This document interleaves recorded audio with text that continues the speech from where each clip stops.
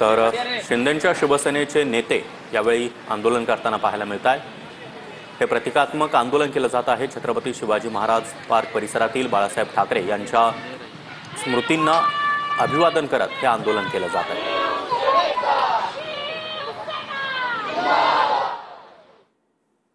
पेक्षा नाही सगळं होऊ शकतं। विरोधक असं देखील म्हणतात की उद्धव ठाकरेंची जी अवस्था आहे ते एखादा पिंजरा चित्रपट आहे त्या मास्टर सारखी झाली। त्यांना म्हणावं नुसता पिंजरा नाही, तुम्ही जे बुटचा टेलगिरी करताय ना तेही बघा। एक शेवटचा प्रश्न आहे, आपण जर बघितलं मनसे आणि उद्धव ठाकरे या युती संदर्भात काल उद्धव ठाकरे म्हणालेत की युतीवर मी बोलेल, आम्ही दोघं भाऊ सक्षम आहे, यामध्ये तिसरा व्यक्तीची गरज नाही असं देखील त्यांनी विधान केलं। त्यामुळे बरोबर आहे, कारण अनेक काटे घातले जात आहेत, उगाच नको नको ते दाखले दिले जात आहेत, त्यामुळे तिसऱ्याने कोणी बोलायची गरज नाही, आम्ही दोघं सक्षम।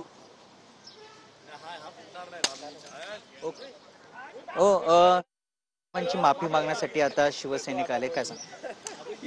रामदास कदमला पहिली माफी मागायला सांगा, जो उद्धवजींचा बाप म्हणजेच बाळासाहेब यांना अनादारपणाने त्यांनी जे भाषण केलं ते माफी मागायला सांगा। आगामी महापालिका निवडणुकीमध्ये मनसे आणि उद्धव ठाकरेंची युती होणार का आणि कशा प्रकारची होईल ना, कशाला घाई आहे, होईल।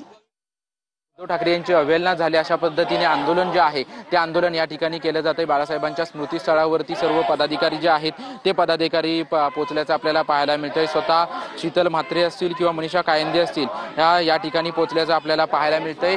खरं तर प्रतिकात्मक हे आंदोलन जे आहे ते यांच्या या ठिकाणी केलं जाते, कारण की काल इंडिया आघाडीच्या बैठकीमध्ये जे आहे ते उद्धव ठाकरे पोहोचले होते। पोहोचले असताना त्यांना 6व्या रांगेमध्ये बसवण्यात आलं, यामुळे जे आहे ते त्यांच्यावरती टीका केली जाते। शिंदे शिवसेनेकडून असेल किंवा भाजपकडून असेल ही टीका जी आहे ती केली जाते। साहेब यांना माफ करा, सडका मेंदू साफ करा, अशा प्रकारच्या घोषणा ज्या आहेत त्या घोषणा दिल्या जात आहेत। असं आताही या ठिकाणी आंदोलन केले जाते, काय म्हणणं? आपण पाहिलं असेल की उद्धव ठाकरे काल दिल्लीला गेले होते। सोनिया गांधी आणि राहुल गांधी आता उबाटा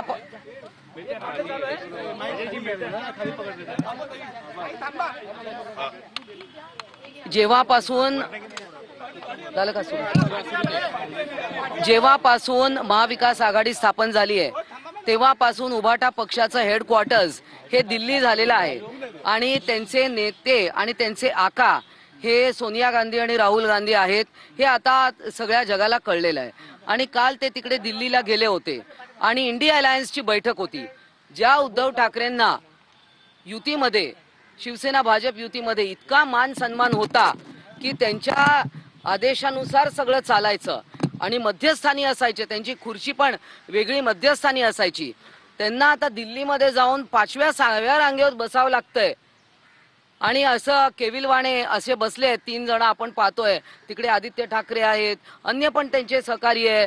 सकाळचा भोंगा जो आहे ते काय त्यांचा विश्वप्रवक्ते ते सुद्धा तिथे आहेत। म्हणजे काय अवस्था झाली आहे।